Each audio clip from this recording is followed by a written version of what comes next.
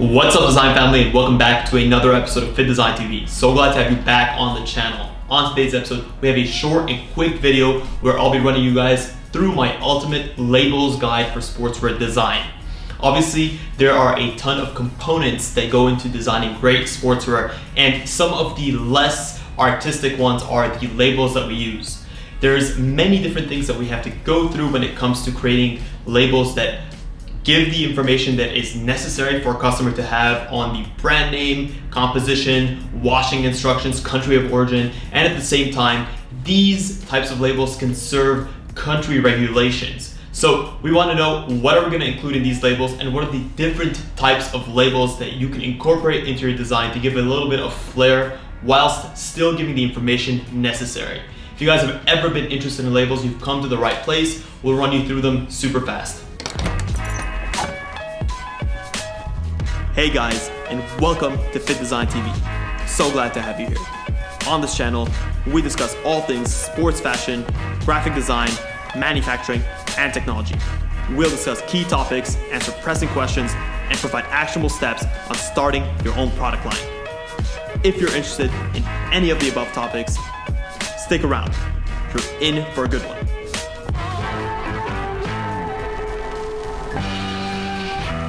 A label can serve the purpose of drawing a customer's attention by providing key pieces of information about a product to your potential customer base. Whether they've just received the product or are looking at it in a store, you want to be able to give them key necessary information, and we'll run through the different types of information that you'll want to include. Starting from the top of your care label, and again, these care labels can be placed in multiple different locations depending on the neckline, left hip, the waistband. It all depends on the specific type of product that you're going for. But we'll assume a care label in its general format. The first type of information that you want to give is definitely your brand. Whether it's a monogram, aka your symbol logo, or it's your word mark, or it's a combination of both, it's important to identify the brand. You don't want to be using a stock care label, especially if you're trying to create a customized product. One of the many ways to add depth to your brand is to create customized care labels that have the look and feel of the brand that you're going for. So you'll typically want to start off with your brand name or your brand icon. Next up, we'll go for your sizing. So once we have your brand name established, we'll go for your sizing. Your sizing can be given in a variety of formats. You can give them in the letter form, small, S, medium, M, large, L, so on and so forth. And it also depends on the market that you're operating in. Are you operating in a UK market, an Asian market? Whatever market that you're operating in, make sure that you provide the necessary sizing info. When it comes to the US market for casual clothing, we're looking at S, M, L, X, so on and so forth. If you're looking at the UK market, you're looking at 2, 4, 6, 8, so it's a numerical system. Same time with the European market, so be sure to give the specific sizing for the market that you're going after. If you're going for multiple markets, what I've seen great brands do is they'll provide conversions straight on the care label. So they'll give that this is a size S, which typically indicates a US size, and a size 4, which is the equivalent of the UK size. So that is something that you may want to incorporate, and you can be sure to incorporate this in a very design-driven way to add further depth to your brand. So it's an opportunity there to do something special for your brand. Next, we'll look at your composition information. So with a care label, this is one of the main components of information that you provide. Be sure to provide the key ingredients that make up the textiles that compose your product. And if you have different types of textiles, for instance, you have a shell jacket that has an outer layer and an inner layer, you'll typically want to include the ingredients of both of those different components. So you won't only mention the ingredients of the outer shell, but you'll also mention the ingredients of the inner shell. And when I say ingredients, I mean the fiber content. So let's just start off with the outer shell. Let's just say it's a nylon spandex blend, 90% nylon, 10% spandex. You would not list these fiber contents as 10% spandex, 90% nylon. You will list it in terms of weight. So whatever has more weight in the textile is what's listed first. So that's nylon first, 90% nylon, 10% spandex, outer shell. Next, we'll move into the inner shell. It's a polyester spandex blend. Let's just say 88 polyester, 12 spandex. You'll go for 88% polyester, 12 spandex, again, in order of the main weights. So it's very important to call out all the different materials that are in your actual garment to make sure that you have the compositions necessary. Next, we'll go into your care instructions. This can be one of the main pieces of information to give, and this should differ from garment to garment depending on the care instructions. So you've seen these little icons, wash cold, hang dry, don't iron, do not bleach, so on and so forth. Make sure that you're using universal icons that people can understand across all languages. When it comes to care information, it's important to get your message across. People are going to be very sour to have paid the price for your product and at the end of the day not been informed that they shouldn't iron it or they shouldn't bleach it. Obviously some of these things may be common sense, but it is our job as designers to make sure that we're informing and educating our customer base on how they should treat the garment so that we can put the onus on the entire kind of collective just to make sure that the garments are being taken care of the right way. Next up, we'll go to the country of origin. The country of origin is extremely important, and some countries mandate that you include country of origin in the care labels. So in the US, you cannot import garments without a country of origin label. And at the same time, you actually can't be using things like metallic threads or these very decorative threads on key pieces of information like your country of origin. So they take it very, very seriously, and your actual import can be rejected if you don't include this key information. So make sure that you include the country of origin where it's made in. If you want to include the design origin, if that's something that you want to include, you can include that. I see a lot of retailers do that. It's a sort of, an added level kind of key information, and it helps to add the brand depth. It gives it a bit of sort of a relationship to where the brand's origins are from. Obviously, chances are where you're designing the product and where you're manufacturing the product in this day and age are no longer the same place, especially as we become more globalized as a society. Next, you want to include any key or special pieces of information. For example, if you're using a special type of fabric or you're using a special type of fiber, such as organic cotton, you may want to include that there. It's sort of like a tagline. Or if you're using a tearaway label, that may be something that you want to call out. So just make sure that you leave a little extra line at the bottom for special key information. Now that we've discussed the key pieces of information that you'll want to include on a care label, what are the different types of labels that are available out there to tailor your look and aesthetic to your specific brand?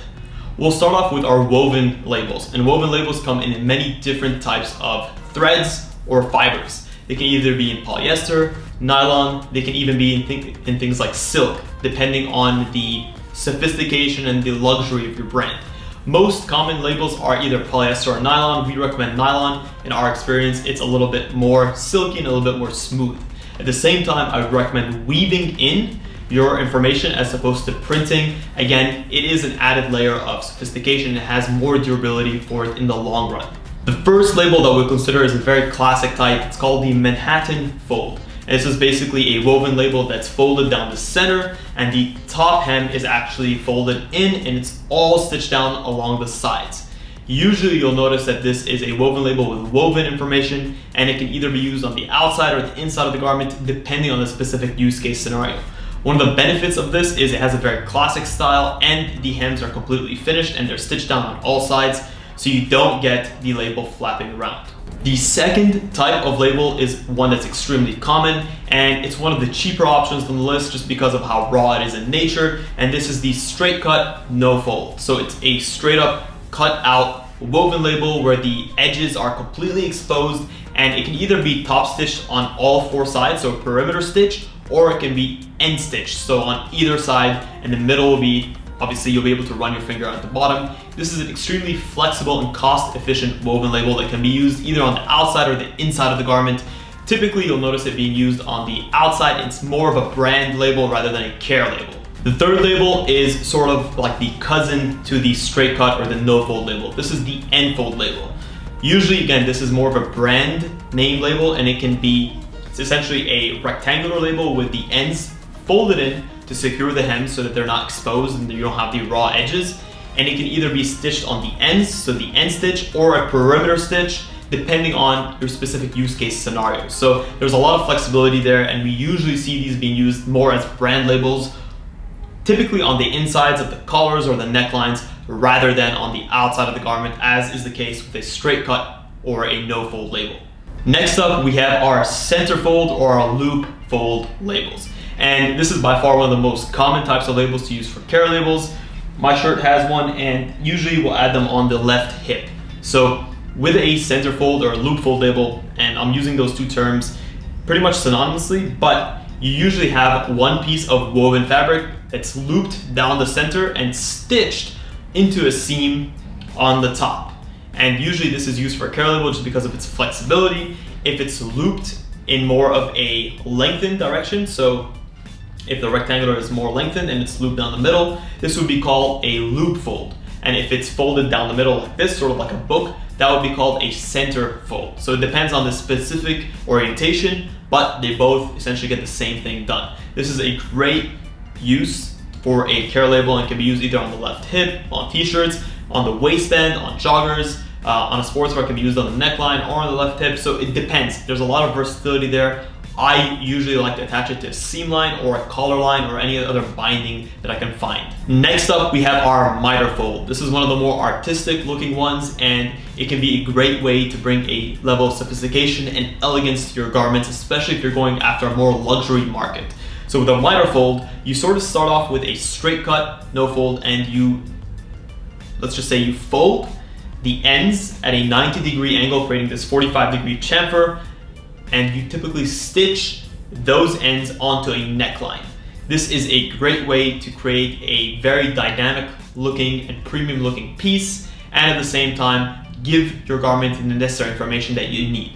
This usually is stitched on the inside of the garment just because of its composition and the way that it's folded, and you typically stitch this onto the neckline. So you wouldn't use this on the hip, you wouldn't use this on any other areas like the waistband. It's a lot more comfortable on the neckline, as it typically wants to be stitched into the binding where you have the stitches on either side hidden or concealed into a collar or a bind line. And last but not least, we have a label for those that don't want to have labels at all. This is a heat transfer print, and one of the major benefits is it gets the information across. It's extremely versatile, can be printed on the neckline, can be printed on the hip, can be printed on the waistband, but without the added effect of having a piece of fabric that typically chafes up against the skin.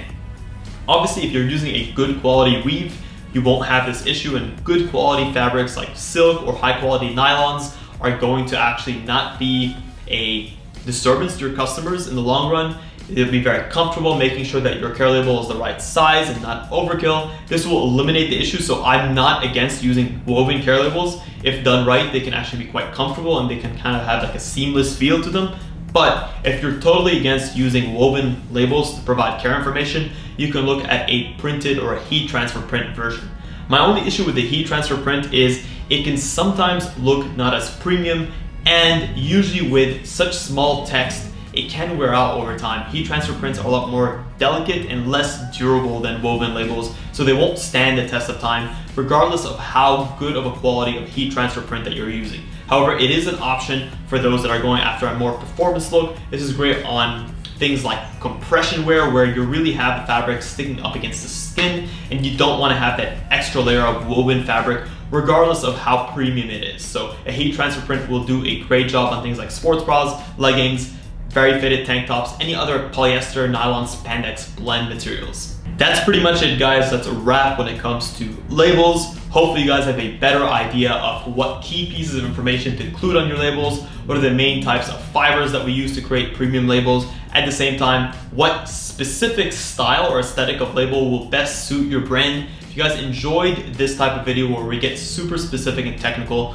please let us know what items you want to see next, whether they're hang tags, packaging, any other pieces that you've always wondered about. Let us know and we'll try to do an in-depth discovery video on. Thank you guys so much for tuning into FittDesign TV. Until next time, stay awesome.